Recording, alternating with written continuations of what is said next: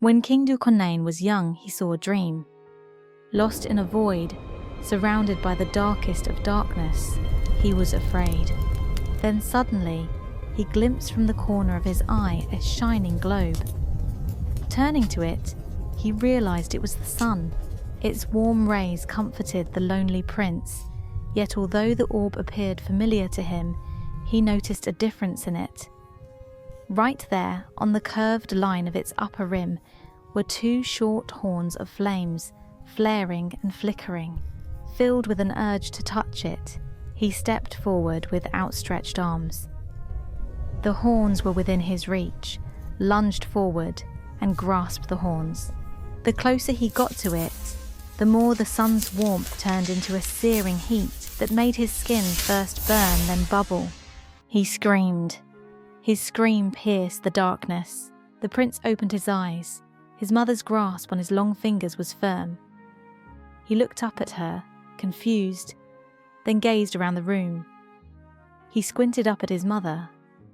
She was seated anxiously beside him on the edge of his bed. Her eyes studied his face quickly. "My dear, do not worry." "It was a dream," she comforted him. "It didn't feel like a dream," he replied. "What else could it be?" she said with a wry smile. Weak from the intensity of his dream, he paused.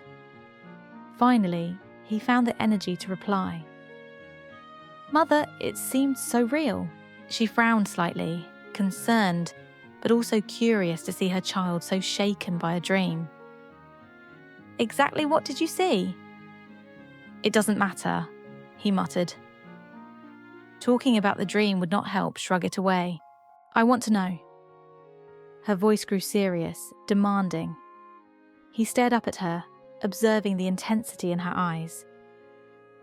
"You know I don't believe in dreams." "I know, but I insist." Her eyes narrowed. "Do you not trust me?" "Of course I do." "Well then," he turned away from her and began. He described to her the dark sky, the large sun, the horns, and the energy that crackled from his body.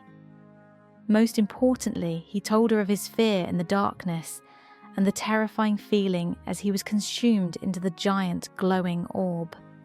When he had finished, he repeated his earlier words. It didn't feel like a dream. Then finally she seemed to rouse herself from her trance. It wasn't an ordinary dream. She paused. "You are a prince. You must not forget that. Your dreams could tell of your future and the future of your kingdom." The young prince was becoming more uneasy. How can a dream foretell anything? He thought. He found himself remembering all the days he had spent arguing against such superstitious notions. Yet now, he was supposed to believe that his whole destiny was based on one dream. "This is foolish," he blurted out.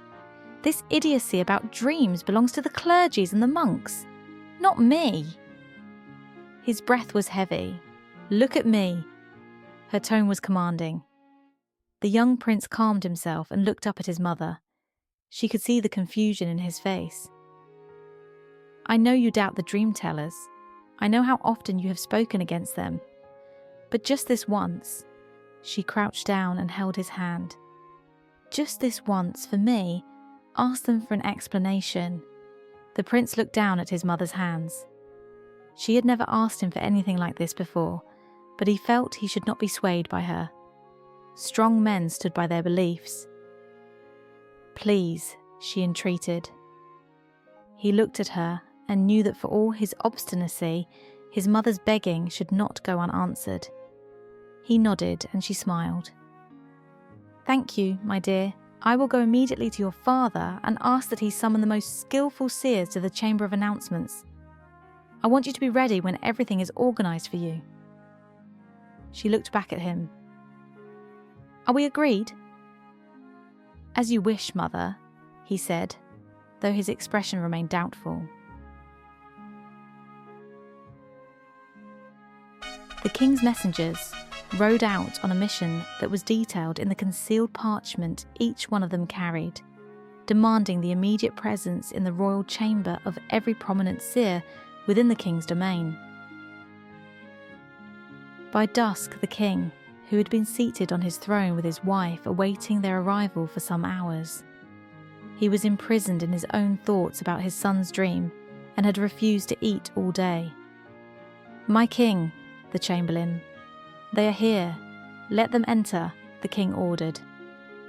He straightened himself on his throne and took his wife's hand. Then he summoned one of his guards to approach. "Inform the prince." His ruler's firm manner whipped the guard into a lightning response. As he dashed out on his errand through a side entrance. This excerpt was from Chapter 1, pages 10 to 14, of The Chasm of Hell by Sam J. Chehade, available on Amazon. Stay tuned for the next episode, The Seers.